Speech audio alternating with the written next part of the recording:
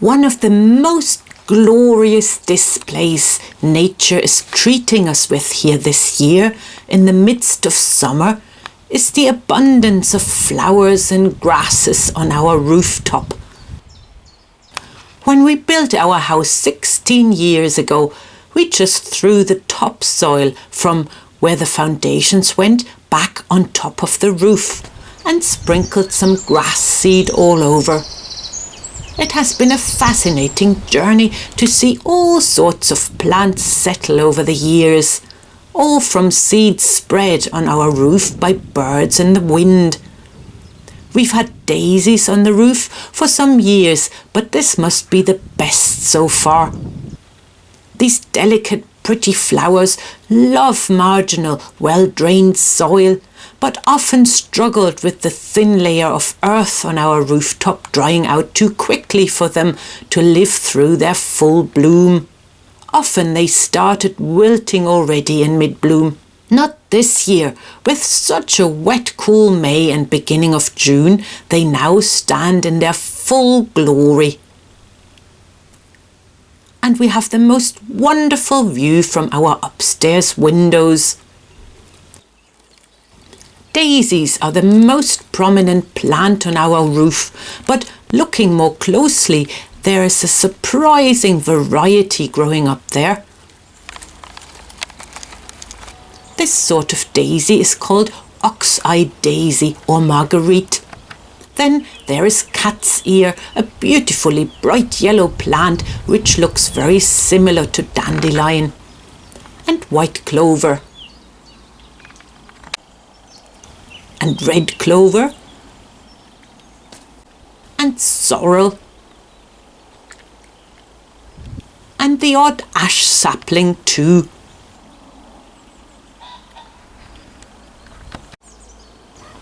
And thistles, and a whole variety of wild grasses. You would think that this sort of environment would be brimming with insects. And yes, there are a few.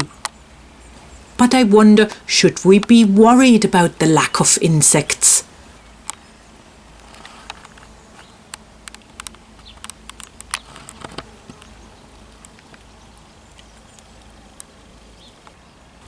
The honeybees and bumblebees love the clover, of course.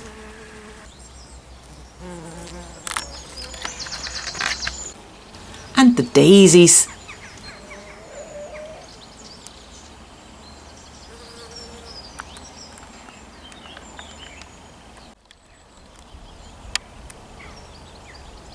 And they seem to go mad for the cat's ear. Look at the pollen on her legs. And there are spiders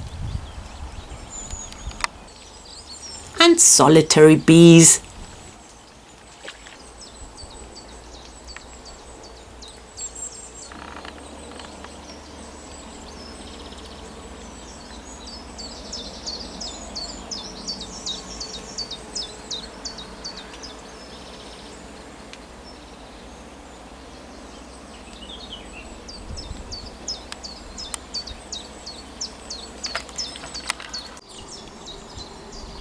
But no butterflies. Either there are very few around this year altogether, or there's nothing they like to eat up here. It is fascinating how this little patch of ungrazed, uncut meadow with very good drainage and quite thin soil can produce such a pretty display of flowers.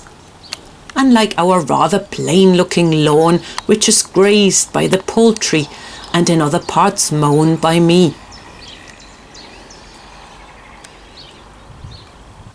You can notice a difference in variety and density on the three parts of our roof.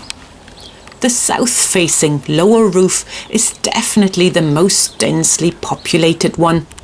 The top roof is much steeper, and interestingly I find more mosses here.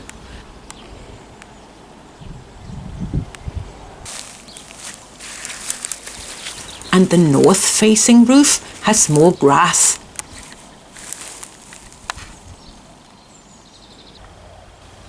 Just to compare, here's a pasture which the sheep and horses graze regularly. The only flowers here are buttercups and some sorrel.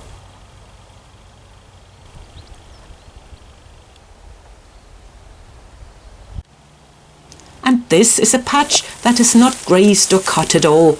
Just like our rooftop, it is left to itself. Mostly grass growing here. The soil here is deep and rich and rather damp. Obviously not what daisies would fancy.